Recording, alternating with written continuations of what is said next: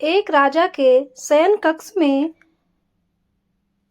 मंदविस्परणी नाम की जूं ने डेरा डाल रखा था।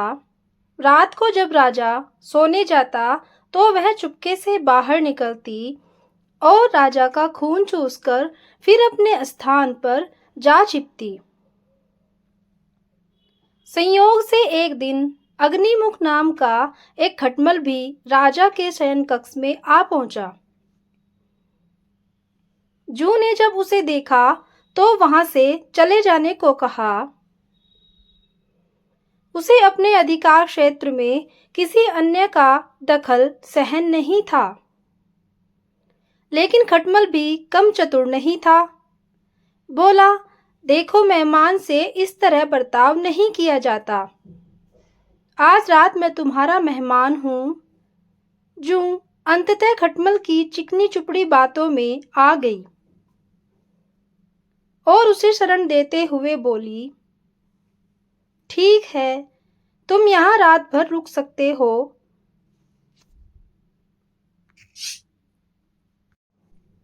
लेकिन राजा को काटोगे तो नहीं, उसका खून चूसने के लिए। खटमल बोला, लेकिन मैं तुम्हारा मेहमान हूं, मुझे कुछ तो दोगी खाने के लिए।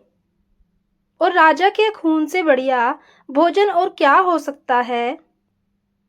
ठीक है, जूं बोली, तुम राजा का खून चूस लेना, उसे पीड़ा का एहसास नहीं होना चाहिए। जैसा तुम कहोगी बिल्कुल वैसा ही होगा। कहकर खटमल शयन कक्ष में राजा के आने की प्रतीक्षा करने लगा। रात ढलने पर राजा आया और बिस्तर पर पड़कर सो गया। खटमल सब कुछ भूलकर राजा को काटने दौड़ा और खून चूसने लगा। ऐसा स्वादिष्ट खून उसने पहली बार चखा था, इसलिए वह जोर जोर से काटकर खून चूसने लगा। इससे राजा के शरीर में तेज खुजली होने लगी और उसकी नींद उचट गई। उसने क्रोध में भरकर अपने सेवकों से काटने वाले जीव को ढूंढकर मारने को कहा। यह सुनकर चतुर खटमल तो पलंग के पाए के नीचे छिप गया, लेकिन चादर के कोने पर बैठी जूं राजा के सेवकों की नजर में आ गई। उन्होंने उसे पकड़ा और मार डाला। इस कहानी से शिक्षा मिलती है, जांच परख के बाद ही अनजानों पर भरोसा करें। तो चलिए अब हम चलते हैं कहानी नंबर 2 की तरफ।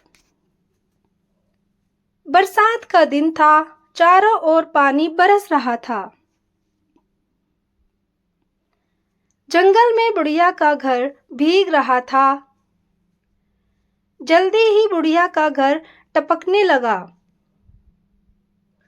बुढ़िया माँ परेशान हो उठी, परंतु करती भी क्या। छप्पर को छाए कौन। थोड़ी देर में ओले भी पड़ने लगे। बेर बराबर ओले थे। उधर एक बाघ ओलों की मार से परेशान हो उठा। कूदते फांदते वह बुढ़िया के घर के पास पहुंचा। बुढ़िया अंदर चावल पका रही थी। चूल्हे पर पानी टपक रहा था। टप टप टप टप वह झुंझला उठी और बोली, मुझे टपका से इतना डर लगता है जितना बाघ से भी नहीं लगता। बाघ ने सोचा, बुढ़िया मुझसे तो नहीं डरती, मगर टपका से डरती है। जरूर टपका मुझसे भी बड़ा जानवर होगा।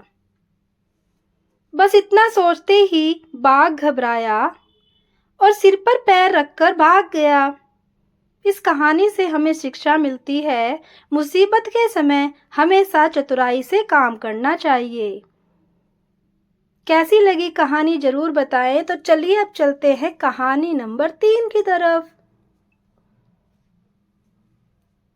किसी जंगल में एक सियार रहता था।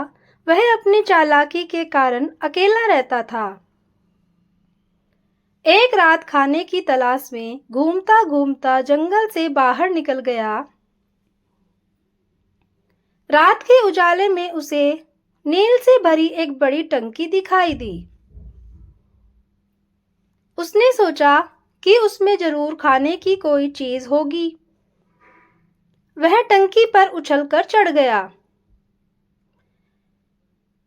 उसने नील की टंकी में मुंह डालकर देखा कि उसमें क्या है। टंकी थोड़ी खाली थी, इसलिए उसने जैसे ही मुंह नीचे बढ़ाने की कोशिश की, वैसे ही वह टंकी में गिर पड़ा। उसने टंकी से निकलने की बहुत कोशिश की, पर निकल नहीं सका। अंत में वह किसी प्रकार बाहर निकला।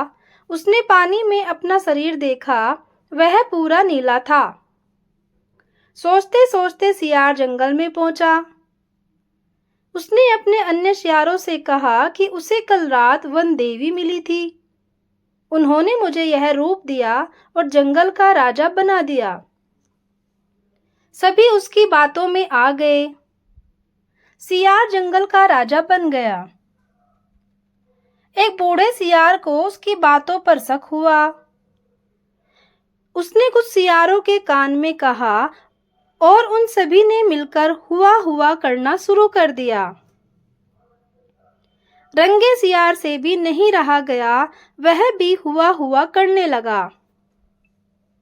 इस प्रकार उसका भेद खुल गया और जंगल के असली राजा सिंह द्वारा रंगा सियार मार डाला गया।